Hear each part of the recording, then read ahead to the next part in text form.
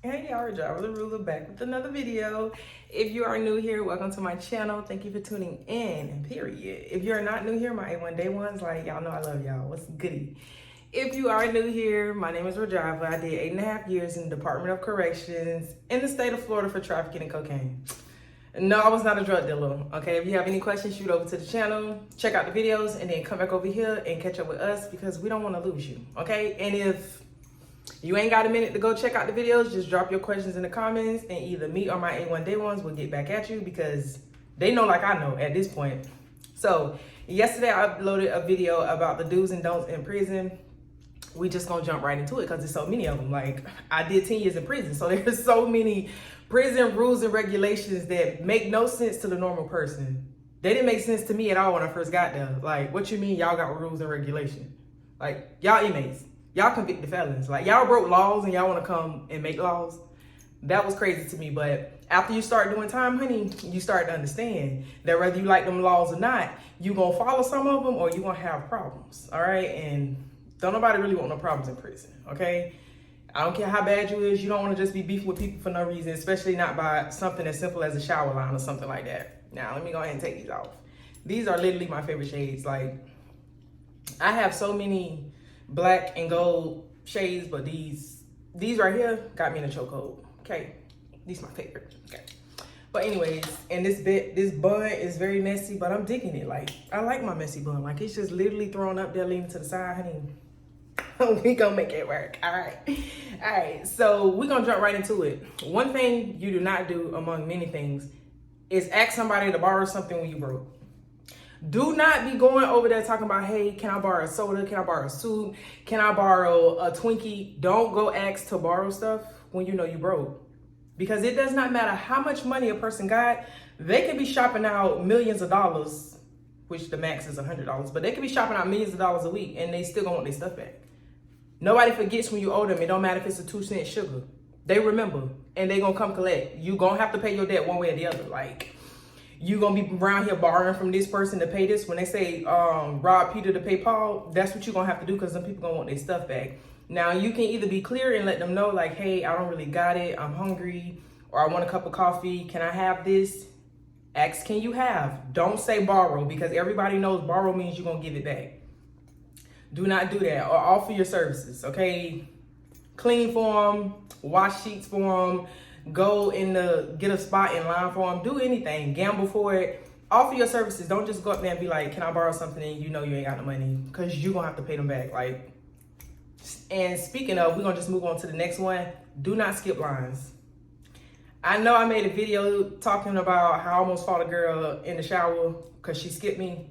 Yeah, like, she jumped in the shower when I was in the shower next, and she got in the shower talking about she didn't know nobody was next. There's a line for everything. There's no such thing as you didn't know somebody was next.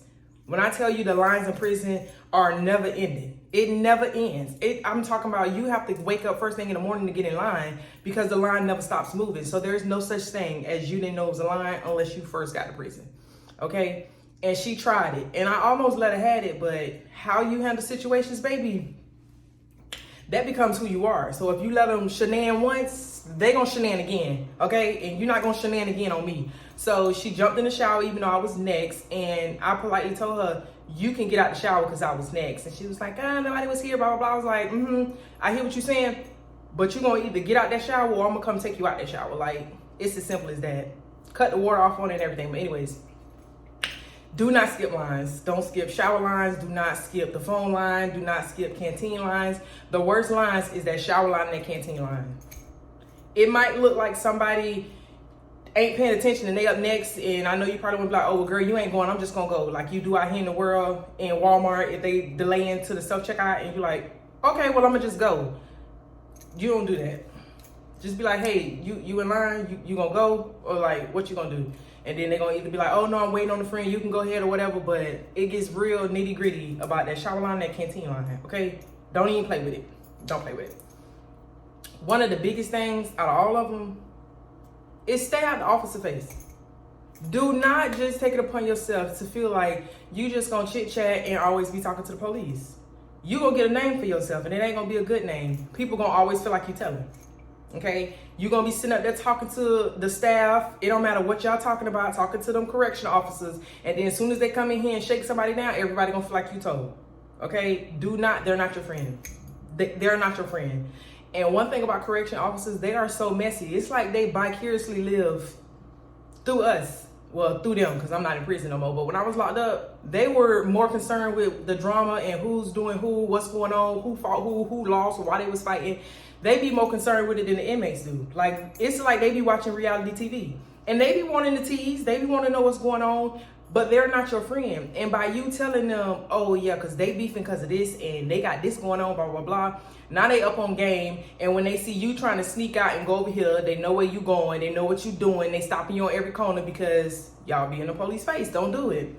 Don't do it. Because that is grounds to get you waxed on, and waxed off. Stay out of police face. Okay? When I was locked up, plenty of times, they used to not like me because I always had a unit on my face.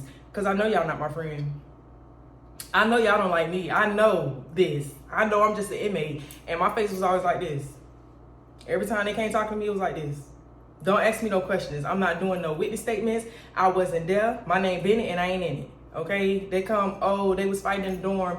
I didn't see anything. I don't know what you're talking about. Who was fighting? When they was fighting. I remember when I got into my first fight when I was in prison. And, you know, I told y'all about that story too. It's on my channel. And the officer, like the LT, after they handcuffed me and they took me to the breezeway and they was asking, like, you know, why was y'all fighting? What happened? Now, mind you, I was fighting because of my friend and her girlfriend. Now, if I would have told them people the story, my friend and her girlfriend would have got split up because if they know you live with your girlfriend, they gonna move one of y'all. So if I would have went in there and told them what happened, they would have got split up. That's snitching, okay? That's dry snitching. So he was like, you know, what happened? You know, why y'all was fighting? And I was like, I was having a bad day and she looked like a girl from home I ain't like. So I took it out on her. And that man was like looking at me like I was crazy. And he was like, that's your story? And I was like, and I'm sticking to it. Period. Like, you will not be getting no information out of me. And to piggyback off of the girlfriends, we're going to go right into the next one. Listen, do not console somebody's girlfriend. Just don't do it.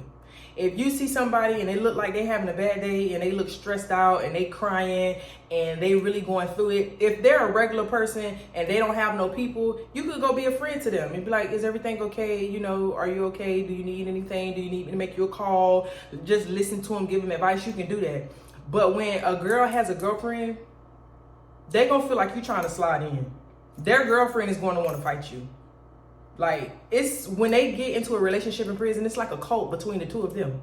Nobody is allowed in, okay? And if you start being too good of a friend, even if that's your friend and she got a girlfriend, if you start being too good of a friend, honey, the girlfriend is going to start beefing with you. And guess what? Birds of a feather, them two gonna flock together, okay? Because when she Cane Wayne, she gonna Cane Wayne with her. And you gonna be like, I thought this was my friend, but she gonna stick with her girlfriend. Like, that cult, that's a bond that you cannot get in between. So you might have a sense of nurturing in you because we females, you know, we be wanting to, oh, console, are you okay? Listen, don't console nobody's girlfriend. Because if y'all get into it, first of all, the girlfriend is not going to have no understanding like you was just trying to beat up for them. They be very much insecure. They be very much clingy and codependent. Everybody stays out of relationships. It don't matter how dysfunctional it is. It don't matter how domestic it is. Ain't nobody got time for that, because I might be trying to help you, give you a band-aid, or let you know the police coming or something like that, and now you feel like, why you talking to my old lady? Okay, wait a minute, hold on. I'm gonna let y'all be. So do not try to console them, because if y'all end up fighting, the same person you was consoling gonna jump on you too with her girlfriend.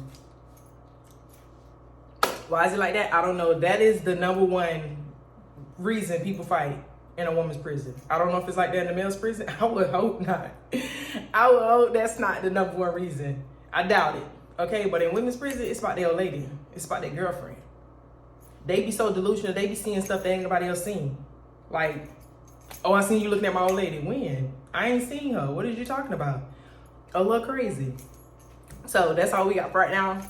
As you can see, I do have on my red honey. I'm going on a date. We're going to the movies. We're going to see the new Fast and Furious. I think it's like Fast X. And on to the side of that, the way they name these Fast and Furious franchise movies just don't make no sense. Like, they have not stuck with a pattern the whole time. Tokyo Drift, Fast and the Furious, Fast 5, like Fast not like none of them. They don't stick with a thing. But anyways, this one is Fast X. I'm assuming that means it's the 10th one. But we gonna go watch that in IMAX. So I will talk to y'all later. I gotta finish getting ready. I love y'all.